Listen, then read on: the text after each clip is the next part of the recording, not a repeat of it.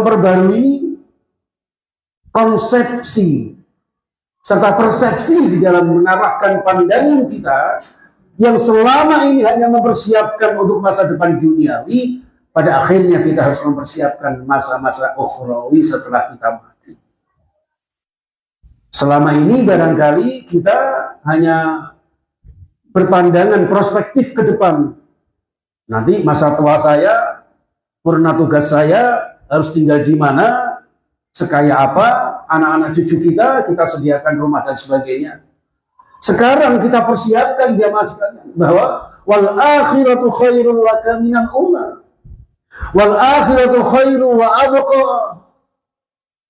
Jadi yang dimaksud masa depan adalah bukan sekedar masa depan ketika kita di dunia, akan tetapi masa depan di akhirat kita yang jauh kekal selama-lamanya.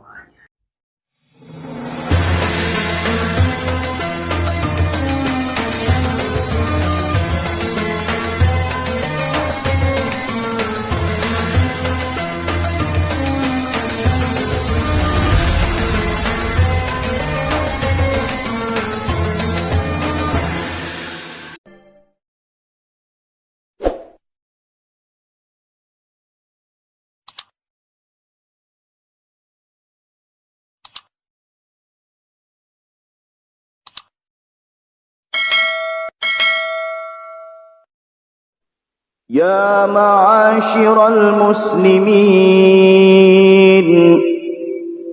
وزمرة المؤمنين رحمكم الله. روي عن أبي هريرة رضي الله. اللهم صل على سيدنا محمد. Assalamualaikum warahmatullahi wabarakatuh. Jamaah salat Jumat Masjid Baitus Salam di Komplek Perumahan Delta Sari Indah, Sidoarjo, dan seluruh kaum muslimin yang insyaallah dimuliakan Allah. Tentu dalam kesempatan ini jamaah sekalian, kita selaku sesama orang beriman tetap senantiasa saling mengingatkan untuk memperkuat keimanan, semangat di dalam berislam, meningkat dalam amalan-amalan sholihan setiap waktu dan kesempatan. Indikasi orang yang bertakwa kepada Allah Subhanahu wa taala jemaah sekalian adalah senantiasa memperkuat akidah, memperbanyak amal sholihah, dan juga tidak kalah pentingnya adalah menjaga ukhuwah, baik ukhuwah Islamiyah, ukhuwah wataniyah, bahkan ukhuwah basyariyah. Jamaah sekalian rahimakumullah, juga yang sangat istimewa bahwa seorang yang bertakwa yang disandingkan oleh Allah sebagaimana firman-Nya, wa annallaha ma'al muttaqin, sungguh Allah membersamai orang-orang yang bertakwa, yaitu orang-orang yang senantiasa setiap awal tahun atau mungkin panjenengan mengingat hari milad, hari kelahiran, untuk selalu mengadakan satu resolusi, tekad kuat azam kita di dalam diri, agar tahun demi tahun semakin tambah usia kita, menyadari betul bahwa dengan tambahnya usia kita semakin dekat dengan ajal kita. Maka kemudian seorang yang bertakwa meningkatkan rasa syukurnya kepada Allah, masih diberikan kesempatan, di mana kesempatan ini kita gunakan untuk menambah kebaikan-kebaikan kita. Di sisi lain senantiasa beristighfar, mohon ampunan agar dosa-dosa kita dibersihkan Allah untuk menjelang nanti. Wal tanzur nafsum ma qaddamat liwad, di kesempatan-kesempatan yang akan datang, bahkan setelah kita hidup, setelah kehidupan ini, senantiasa terampuni dan menjadi wafat yang husnul khatimah. Jemaah sekalian rahimakumullah. Maka secara otomatis seorang mukmin adalah menepati hadis Rasulullah. Hasibu anfusakum qabla an tuhasabu. Waktu demi waktu senantiasa kita bermuhasabah, introspeksi jamaah sekalian. Bahkan sebaiknya kita tidak usah mengoreksi orang lain sebelum kita mengoreksi diri kita sendiri. Dalam bahasa sindiran yang begitu luar biasa, secara tersirat di dalam surah Al-Hujurat jamaah sekalian, la yaskhar qaumun min qaumin asa ayyakunu khairan minhum. Jadi jangan sampai kula jenengan lebih mendahulukan mengoreksi orang lain yang pada akhirnya mungkin menjelekkan orang lain, mungkin mengolokkan orang lain, merasa diri kita paling baik dibanding orang lain. Padahal bisa jadi orang yang kita hina, orang yang kita periksa kesalahannya itu jauh lebih baik daripada kita. Ini orang yang bertakwa aja mas. Maka kemudian dengan adanya tahun baru ini kita memperbarui peningkatan kualitas amaliyah kita, memperbarui rasa istiqomah kita, serta memperbarui konsepsi serta persepsi di dalam mengarahkan pandangan kita yang selama ini hanya mempersiapkan untuk masa depan duniawi, pada akhirnya kita harus mempersiapkan masa-masa ukhrawi setelah kita mati. Selama ini barangkali kita hanya berpandangan prospektif ke depan. Nanti masa tua saya, purna tugas saya harus tinggal di mana, sekaya apa, anak-anak cucu kita sediakan rumah dan sebagainya.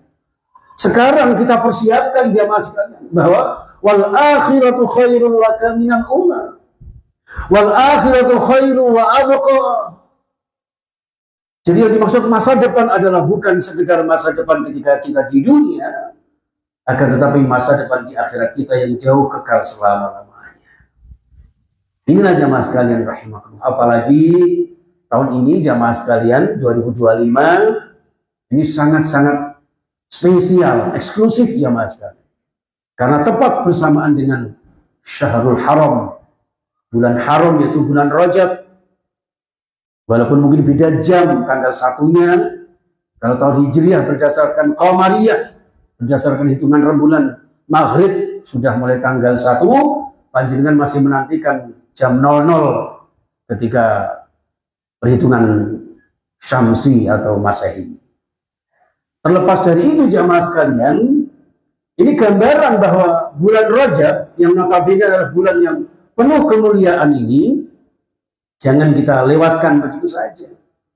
Kita masih dikaruniai Allah pergantian tahun Masehi bersamaan dengan bulan yang diistimewakan Allah, di mana Rajab ini termasuk Ashhurul Hurum.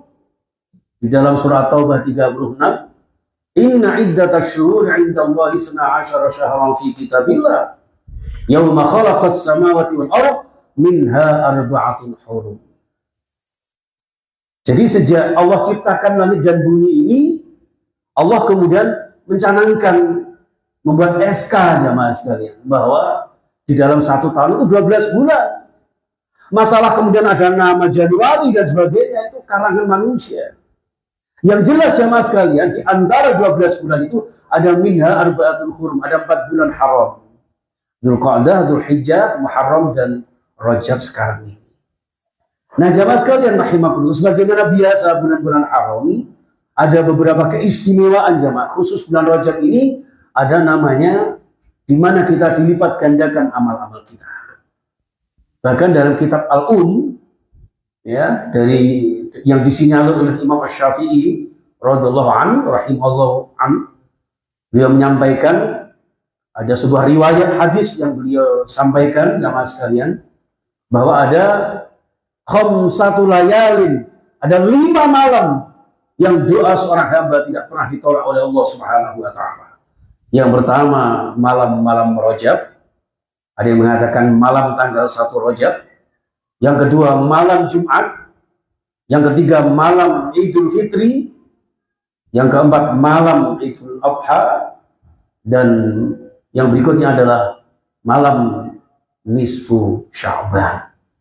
Maka jemaah sekalian rahimakumullah, saking istimewanya bulan Rajab ini, bahkan dalam Sahih Bukhari disebutkan Rasulullah ketika awal tanggal 1 Rajab sudah mulai mengajarkan doa kepada kita jemaah.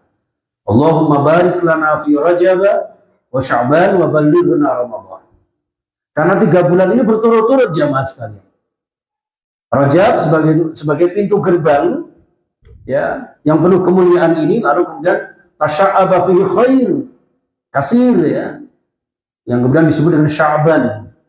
Begitu banyaknya kebaikan-kebaikan yang kita lakukan, terlatih, terbimbing, terbina, kemudian ada puncaknya di bulan suci Ramadan yang mulia.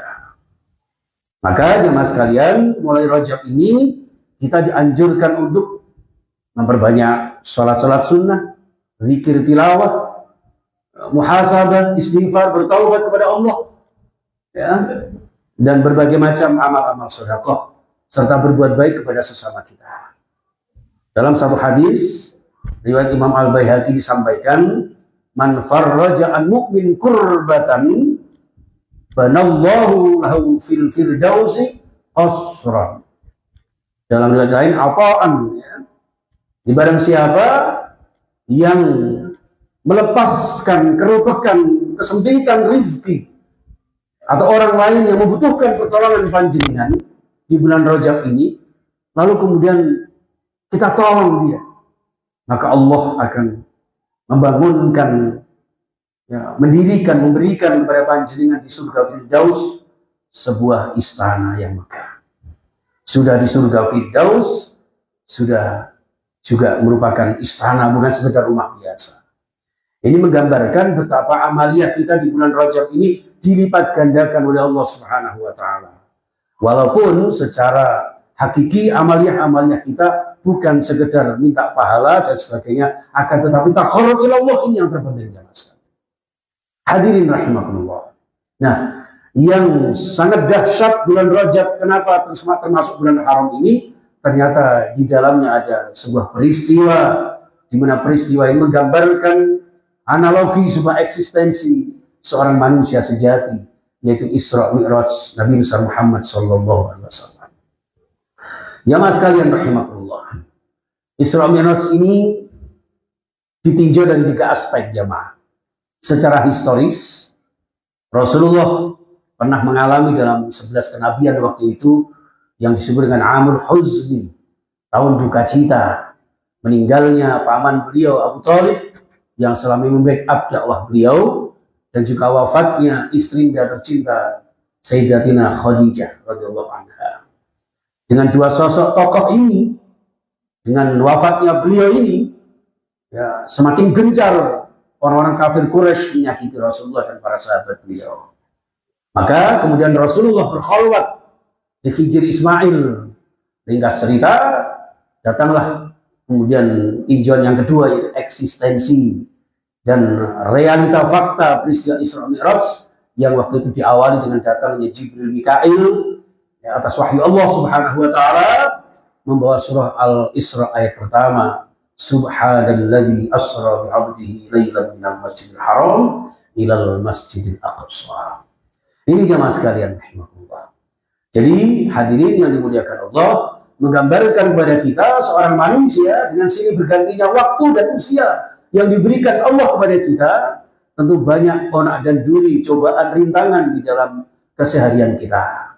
Maka solusinya adalah fafirru ilallah, taqarrub ilallah, larinya kepada Allah. Dicontohkan Rasulullah ketika terjadi problematika hidup dan kesedihan, duka lara yang beliau rasakan, ternyata beliau datang ke Ka'bah di Hijr Ismail. Taqarrub ilallah, datanglah solusi yang diberikan Allah. Inilah gambaran orang bertakwa. Wa may yattaqillaha yaj'al lahu makhraja wa yarzuqhu min haitsu la yahtasib. Jadi kalau kalian jenengan kepingin dapat solusi, problem solving di dalam kehidupan kita, maka bertakwalah kepada Allah. Salah satunya adalah orang yang senantiasa bersandar diri, pasrah semarah kepada Allah. Apalagi setiap ada permasalahan yang kita hadapi, haturkan semuanya kepada Allah. Keluhkan semua kepada Allah Subhanahu wa Ta'ala. Wa minal laili fatahajjad bihi nafilatan lak asa ayyab'atsaka rabbuka maqaman mahmuda. Jadi kita akan diposisikan oleh Allah posisi yang mulia, bermunajat ke hadirat Allah Subhanahu wa taala jemaah sekalian. Bukan curhat di media sosial, bukan sekedar curhat kepada saudara-saudara kita.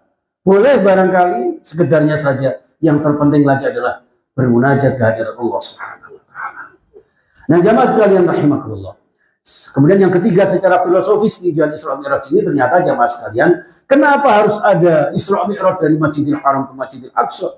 Gambaran eksistensi kehidupan manusia. Masjid adalah tempat yang suci. Artinya kehidupan manusia yuratu alal fitrah, dilahirkan dalam keadaan suci. Maka dibingkai dengan syariat Islam. Islam adalah agama fitrah. Fa'aqim wajhaka lid-din hanifa fitratallahi allati fataran nasa 'alaiha. Jadi kalau jenengan lahir dalam keadaan fitrah, maka kehidupan kita digambarkan dalam Isra Mi'raj itu perjalanan Rasulullah sallallahu alaihi wasallam dibarengi Jibril membawa wahyu. Artinya kehidupan kita harus disertai dengan ilmu, iman dan amal jamaah sekalian. Dari Masjidil Haram, tempat yang suci, sucikan diri kita. Lalu sampai ke Masjidil Aqsa, puncaknya kehidupan kita apa? Ajal, wafat kita. Yang nanti ajal kita diharapkan juga dalam keadaan suci. Al-Masjidil Aqsa, mentoknya perjalanan Isra-nya Rasulullah, menggambarkan kehidupan kita, lahir dalam keadaan fitrah, hidup kita tetap dalam keadaan fitrah dengan menjaga ibadah kita. Karena programnya Allah menciptakan kita adalah wa ma khalaqatul jinna wal insa illa liya'budun. Untuk beribadah jamaah sekalian. Itu sekedar menjaga fitrah kita, kemuliaan kita jamaah sekalian. Dan kefitrahan kita itulah kemuliaan kita itu ahsanu taqwim. Yang lebih detail lagi adalah inna akramakum indallahi atqakum. Dengan ketakwaan panjenengan, zikir panjenengan, ibadah panjenengan. Lalu kemudian menjadi orang-orang yang sangat-sangat dimuliakan di antara setiap insan. Inilah jamaah sekalian rahimakumullah. Maka setelah mentok di Masjidil Aqsa, wafat kita, ruh kita akhirnya naik ke hadirat Allah. Itulah gambaran Al-Mi'raj. Maka Mi'raj itu oleh-olehnya adalah perintah sholat. Artinya apa? Untuk menggambarkan kehidupan kita, hidup yang mulia, hidup yang istiqomah, iskariman, al-mudsyahidan. Lalu jagalah kemudian ibadah kita, yang punjer tiang ibadah kita adalah ada di dalam sholat kita. Maka satu-satunya ibadah yang disebut langsung Rasulullah atas perintah Allah hanyalah ibadah sholat. Sholat kita baik, hidup kita akan baik. Sholat kita teratur, hidup kita akan teratur. Sholat kita jaga, Allah pun akan menjaga kita.